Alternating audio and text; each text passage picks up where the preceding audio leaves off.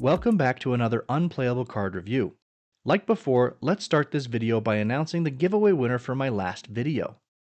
Preston Midgley. Congratulations! I've got an unopened booster pack with your name on it. You should have received an email from me already with information to redeem your prize. There will be another giveaway at the end of this video, so stay tuned for that.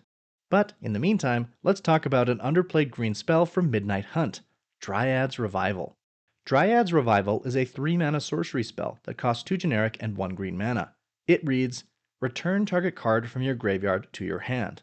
It also has flashback.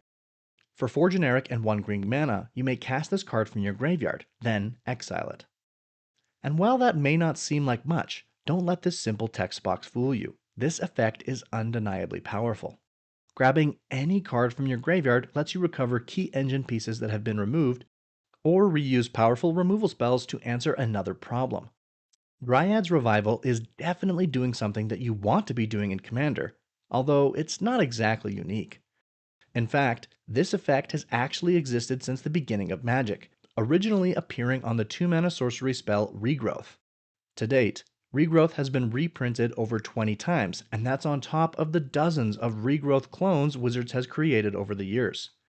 You've got creatures that can do it with Eternal Witness or Skullwinder, lands that can do it with Bala Ged Recovery, and to a lesser extent Eden's Seat of the Sanctum, instant speed variants with Auroral Procession and Once and Future, and even some versions that return multiple cards at once, like Paradise Lost and Creeping Renaissance. You can even play a Regrowth effect in the command zone with Shigeki Jukai Visionary. The question is, with so many other options that can either return more cards to hand, do it more efficiently, or can be abused through blink and reanimate strategies, is Dryad's Revival actually worth playing? Let's talk about a few places it might fit, starting with self-mill decks. It's not hard to rapidly fill your graveyard in Commander, even in a mono-green deck. There are plenty of dedicated self-mill cards, dredge cards, and more that can dump cards into the yard. That said, I generally avoid building self-milled decks, because there's nothing worse than milling the exact card you need when you have no way of getting it back to hand. That's where Dryad's Revival comes in. Since it has flashback, you don't care if you accidentally mill it. You can cast it from your graveyard to grab back that one card that you just milled that you really need right now. I like to think of it as mill protection. For this reason alone, I'm a little surprised this card doesn't see more play. Yeah, 5 mana is steep for a Regrowth effect, but in a dedicated self-mill strategy, getting this into the graveyard is almost like drawing a 5 mana tutor for free. And when you think about it like that, it's absolutely worth it. A similar comparison might be Timeless Witness, which sees play in nearly 6 times as many decks. Only Timeless Witness costs more to cast both from your hand or your graveyard. And yes, I know that being a creature makes it better in some decks, but not 6 times better. Not to mention, there are graveyard-based strategies that don't care about creatures. Decks built to take advantage of Flashback, Aftermath, Jumpstart, and more. Even in a Reanimator deck, Dryad's Revival gets back your Reanimator spells. Trust me, it plays better than you'd think. Some commanders who may already be in the strategy include Sidisi Brood Tyrant, Zask Skittering Swarmlord, the Micro Tyrant, Tassiger the Golden Fang, Slogurk the Overslime, Vanille, Grist the Hungertide, the Mimeoplasm, Winter Cynical Opportunist, Corum the Undertaker, and more. Next up, there's a growing number of decks built around casting spells from anywhere other than your hand. This includes casting from exile, casting off the top of your library, and yes, casting from your graveyard. In this strategy, Dryad's Revival is a slam dunk, letting you grab back a key spell from your graveyard while triggering cards like Memory Worm, Sisterhood of Karn, Unstable Amulet, Vega the Watcher, Poxwalkers, The Lost and the Damned, the 13th Doctor, Araxa, Empress of Mars, Mizzix, Replica Rider, the 12th Doctor, Osgood, Operation Double, Keeper of Secrets, and Flaming Tyrannosaurus. And while those cards trigger off of any spell cast from outside your hand, there are other cards that work specifically with your graveyard, like River Kelpie, Burning Vengeance, Neardiv Devious Diver, Ominous Roost, Secrets of the Dead, Thalia's Geistcaller, Savine the Chronoclasm, and Laboratory Drudge. These cards all provide an additional benefit anytime you cast something from your graveyard, making that 5 mana investment worth much more. Although, if 5 mana is still too much for you, don't worry, there are plenty of ways to get that cost down. Cards like Root Coil Creeper, Emmett Selk of the Third Seat, Doc Orlock, Grizzled Genius, Patrician Geist, Gravebreaker Lamia, and Lord of the Forsaken can reduce or pay the cost of all your graveyard spells. And if you thought I was done, you'd be wrong. You've also got cards like Fortune Teller's Talent, Savvy Trader, and Sage of the Beyond, which, while not specific to the graveyard, will also provide a steep discount to Dryad's Revival and any other spells you're casting from anywhere but your hand.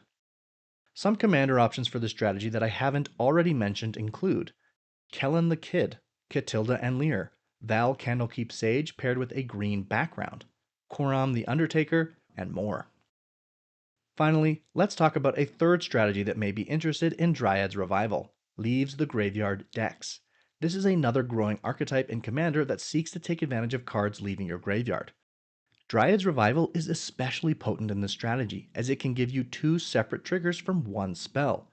Once when you cast Dryad's Revival, and again when the spell resolves and you return another card to your hand.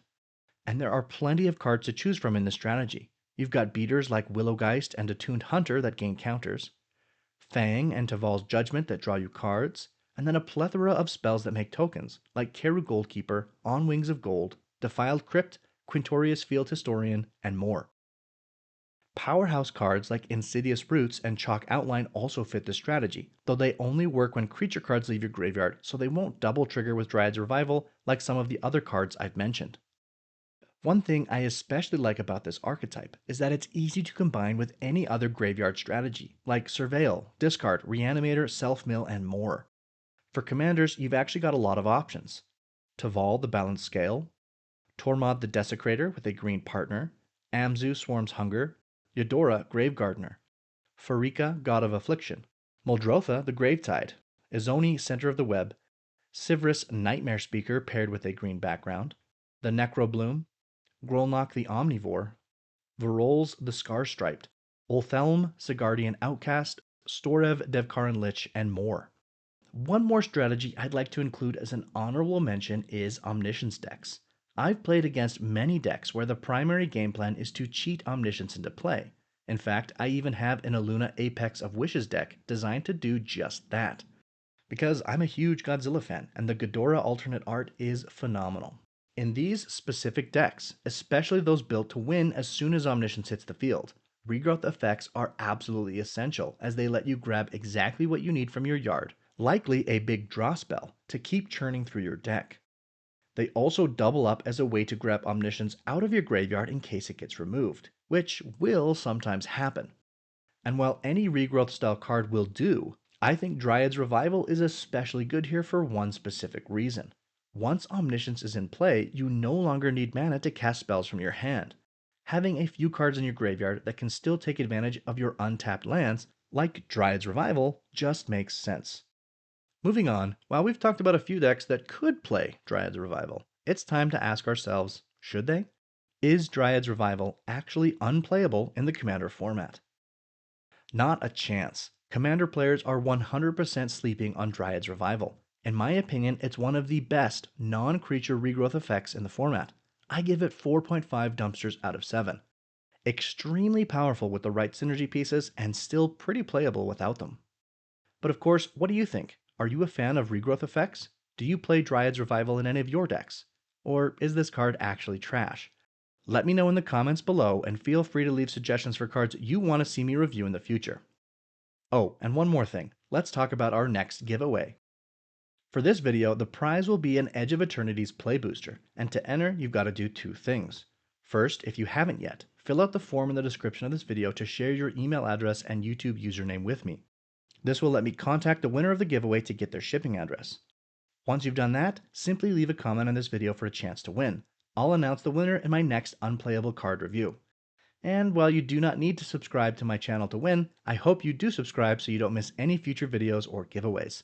Thanks again for watching, and I'll see you next time.